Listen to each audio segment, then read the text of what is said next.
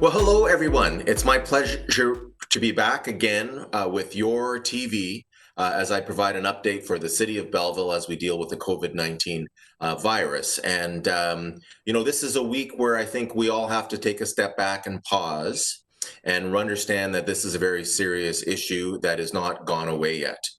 We have had a tremendous performance in the City of Belleville, and I'm so proud of our residents. I'm so proud of the way the city has responded with our staff and with our user groups.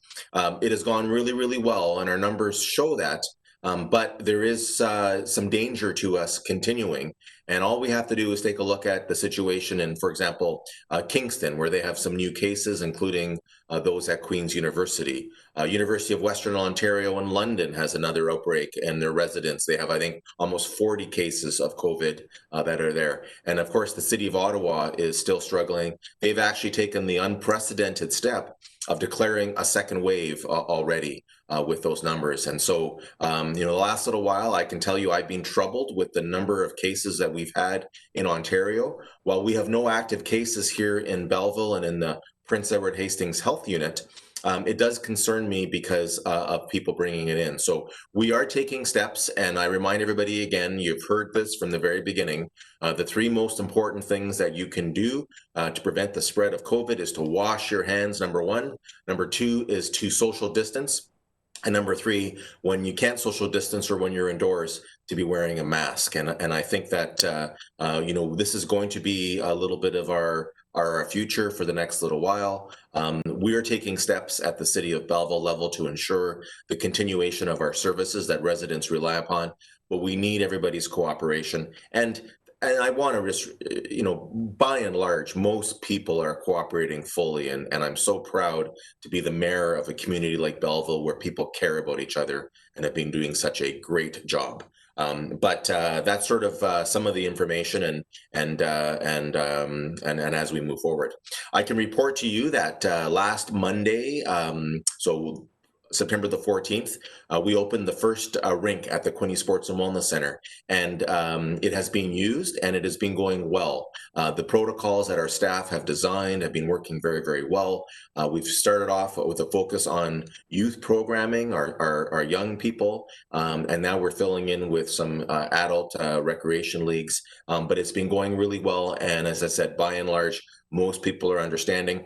I know it's an inconvenience. I know that parents would like to watch their children practice and play. I know that our men's leagues would like to shower after their games, but unfortunately, we can't provide those services. And I don't say this lightly. I understand if people are not willing to go along with these sacrifices that are required to use the ice. And I would certainly suggest to those groups to postpone their return to activities until the new year into January or February when we hopefully can get back to a state of normal. But if you want to use our facilities now, you're going to have to work with these rules that we are required to enforce, and that our staff has spent a lot of time dealing with it. I direct people to the Quinte Sports and Wellness Center website. There's videos now about what to expect when you go back. And then we are going to have videos next week when we anticipate that the second ice rink will open, but most importantly, the aquatic center, the pool will open. And so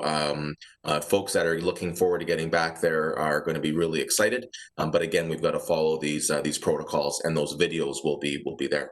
All in all, a very good week in our region. As I said, the assessment center continues to be very, very busy.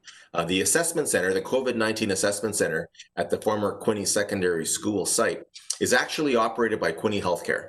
And they are working for booking times and having people go there and test. And I can tell you that in our region, the number of tests in the last couple of weeks has gone up over 300% from what we were used to this summer.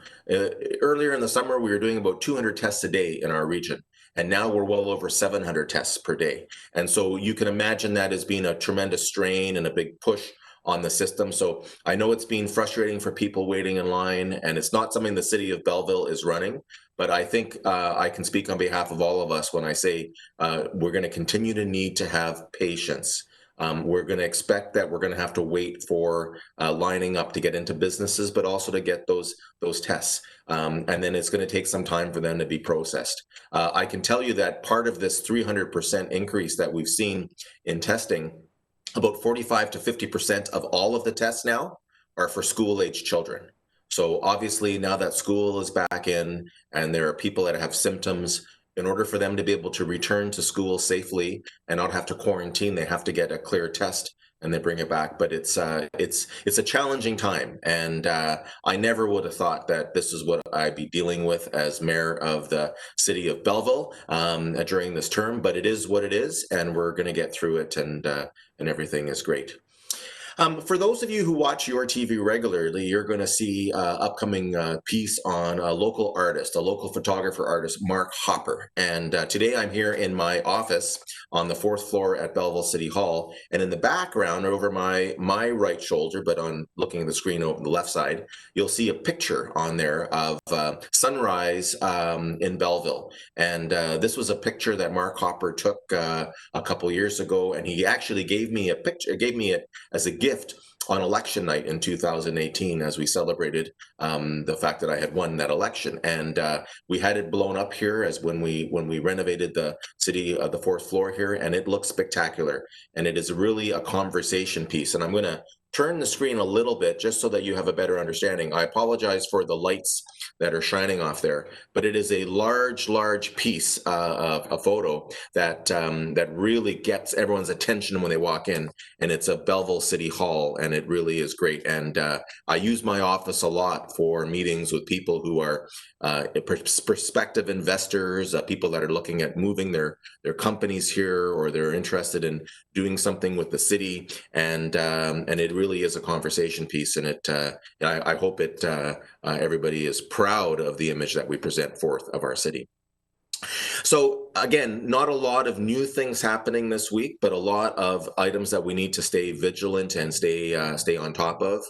We continue to work as a region with all of our municipal partners, Quinte West, Prince Edward County, Hastings County, Sterling Rod, and all of our great colleagues that we work with. But we also work with our provincial government and our federal government representatives, and Dr. Oglaza, who is the Chief Medical Officer here at the Prince Edward Hastings Health Unit. And last week, I can tell you that when the province was considering extending the reduction in outdoor and indoor group sizes, Dr. Oglaza called me before to get our feedback on it. And he explained to me that the primary concern that they have now is to keep our schools open and to make sure that this virus doesn't get in there. We've already seen in Ontario a couple of schools that have had to close because of either teachers have had been tested positive or some of the students have.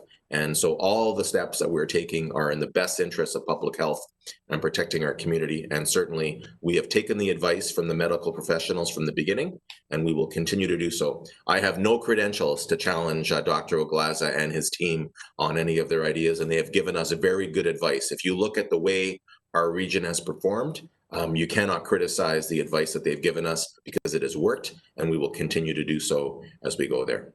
So I want to wish everyone another great week here in Belleville. Enjoy the rest of this fall, early fall, late summer weather. Again, a reminder that our outdoor patios downtown in Belleville have been extended until the end of October. So these alfresco activities that the BDI have done is extended to the end of September. We're all disappointed that Porch Fest 2020 is going to be canceled this year by the organizers, and then the after party downtown as well is canceled, but we're really appreciative of the fact that people tried everything they could to ensure those activities go forward.